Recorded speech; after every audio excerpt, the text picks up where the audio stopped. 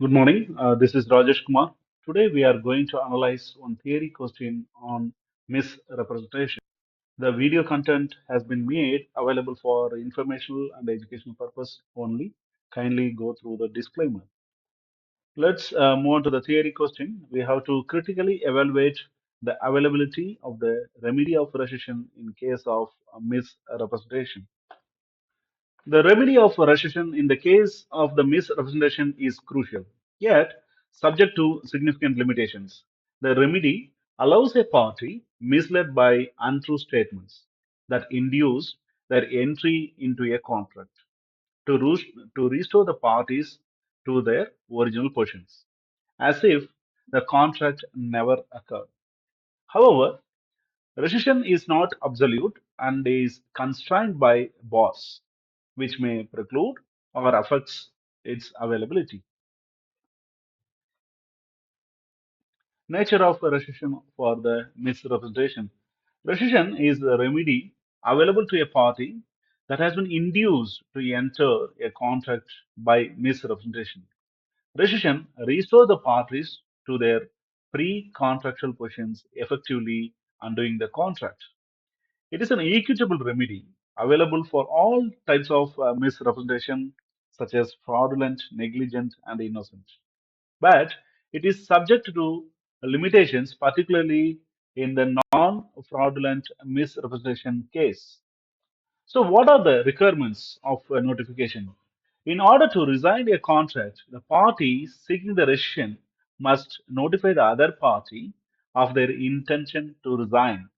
This principle was set out in Car and Universal Finance Co. versus Caldwell case in 1965, where the court held that in cases where communication is not possible due to the other party absconding or making communication impossible, an innocent party can still effect the rescission by taking reasonable steps to notify the other party, such as notifying a public authority.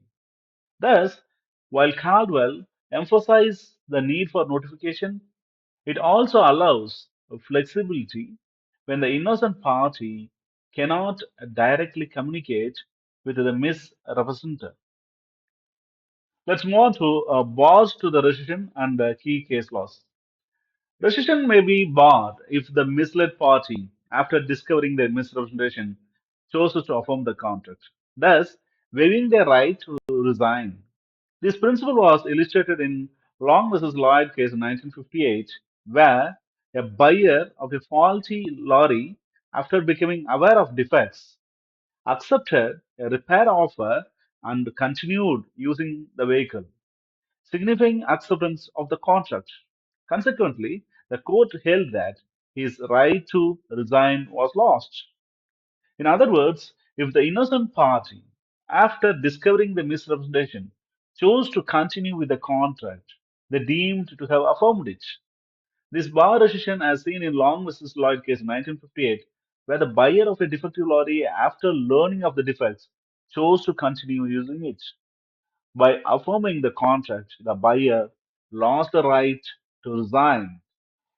We'll see about the second item, a lapse of time.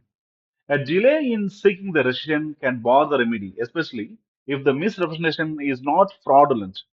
In Leaf versus International Galleries in 1950, a buyer sought rescission 5 years after discovering that a painting sold as a constable was inauthentic. The court ruled that the delay was unreasonable, even though the buyer acted upon learning of the misrepresentation. The case highlights that a time can start from contract formation for non-fraudulent misrepresentation, underscoring the importance of prompt action. In other words, delay in seeking the rescission can bar the remedy, particularly in case of non-fraudulent misrepresentation.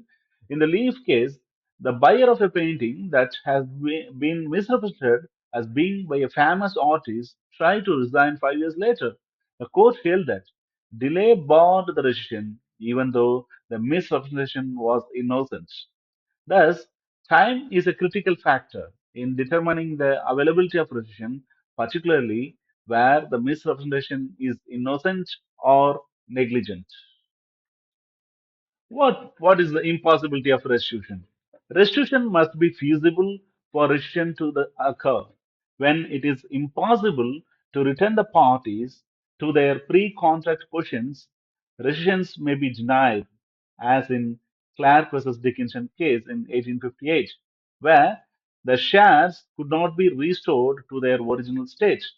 However, the courts have occasionally shown flexibility if a substantial restitution is achievable. Following the equitable principle in Wrangler versus New Sambreo Phosphate Co. case in 1878, where the practical justice allowed for rescission despite some changes in the assets. In other words, rescission requires that both the parties be restored to their pre-contractual positions. If it is impossible to return the goods or benefits conferred under the contract, rescission will be barred. In Wrangler case, although the subject matter of the contract, a phosphate mine, had been worked, partial rescission was allowed because substantial restitution was still possible. However, the general rule is that if, however, complete restitution is impossible, rescission cannot be granted. Next item is the intervention of third party rights. Rescission is barred if it affects the third party rights occurred in good faith. The principle was upheld in Crystal Palace FC versus Dowie case in 2007, where the rescission was denied to avoid interfering with third party employment rights. Protecting the innocent third party interest does limit the availability of rescission. In other words, if the third party rights have intervened, the rescission may be barred to protect those rights. For example, in Caldwell case, rescission was not barred, even though the car had been sold to a third party because the notification of rescission had been made before the third party acquired the car. However, in cases where a third party had acquired the rights before the innocent party resigned the contract, the courts will protect the third party interest. Let's move on to the next one, the damages in lieu of rescission. Under Section 22 of Misrepresentation Act 1967, the court may award the damages instead of rescission for non-fraudulent misrepresentation. This provision, as emphasized in Salt versus Statstone Specialist Limited, 2015, grants the judicial discretion to award a monetary compensation if rescission would be unjust or impractical and providing an alternative remedy to restore the fairness. The statute of limitation on rescission, Section 22 of Misrepresentation Act 1967, provides that the court may award damages in lieu of rescission. This section serves as a limitation on the availability of rescission in cases where the misrepresentation is not fraudulent. The court is granted a discretion to refuse rescission if it believes that awarding damages would be more appropriate remedy in the circumstance. The discretion was illustrated by Salt versus Sandstone Specialist Limited in 2015, where the court ruled that damages could not be awarded in lieu of rescission under Section 22 because the claimant sought rescission for fraudulent misrepresentation. The case confirmed that Section 22 applies only to the non-fraudulent misrepresentation, reinforcing the principle that rescission is more readily available for fraudulent misrepresentation. A requirement of notification and case law. The requirement for a party to notify the intent to resign can further complicate the rescission's availability. In Car and Universal Finance versus Caldwell case in 1965, the seller of a car acted decisively by notifying the authorities of his intention to resign after a fraudulent buyer failed to respond. The court upheld the rescission, illustrating that clear action demonstrating intent, even if not directly communicated to the fraudulent party, may suffice. The limitation on rescission serves to balance the equitable nature of the remedy with the practical consideration, particularly the rights of the third parties and the potential hardship in unwinding the transactions. Section 22 of Misrepresentation Act provides a pragmatic approach, especially in the non-fraudulent cases where damages may suffice to achieve fairness.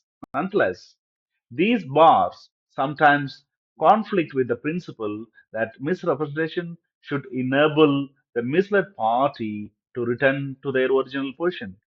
Critics argue that rigid applications, such as in Leaf versus International Galleries, unfairly disadvantage the buyers who might not immediately recognize the misrepresentation, effectively limiting the rescission to a more stringent time frame than may be reasonable. While the boards of election aim to balance the fairness between the parties, they also pose certain difficulties. For example, affirmation and delay. The strict application of affirmation and the time limits can be problematic, especially in cases where the misled party may not immediately realize the full extent of misrepresentation. The approach in Long versus Lloyd suggests that any use of the goods after the knowledge of the misrepresentation may bar rescission, which can be overly harsh in some circumstances. Additionally, the bar on rescission due to delay in Leaf's case may seem unjust, where the misled party acted in good faith but took time to discover the misrepresentation. What about the restitution requirement? The requirement for complete restitution can be impractical in modern commercial transactions, where the partial restitution might be more appropriate. The equitable approach in Wrangler is more flexible and better reflects the commercial realities, but it has not been consistently applied. Similarly, in the Section 22 of Misrepresentation Act 1967 aims to limit the rescission for non-fraudulent misrepresentation by offering damages as an alternative. This discretion may limit the availability of rescission even where the misled party would prefer the contract to be undone. The court discretion is in awarding the damages may lead to uncertainty and inconsistency in outcomes. Let's conclude. While a rescission remains a powerful remedy for misrepresentation, its availability is carefully circumscribed to ensure the fairness across the parties. Through precedent and statutory provisions, English contract law emphasizes both the rights of the misled and the practicalities that might impede a full unwinding of contract. Further, the English law of the contract provides strong mechanism for controlling the rescission in cases of misrepresentation, particularly through the common law principles and the Misrepresentation Act 1967. However, the bars to rescission, the affirmation, delay, restitution, and the third party rights can create difficulties, particularly where the innocent party is unaware of the full extent of the misrepresentation or faces practical challenges in seeking the rescission. The flexibility offered by Section 22 of Misrepresentation Act 1967 provides a useful alternative to rescission but may limit the remedy availabilities in non-fraudulent cases, raising the question about the balance between the fairness and certainty in such cases. Thank you.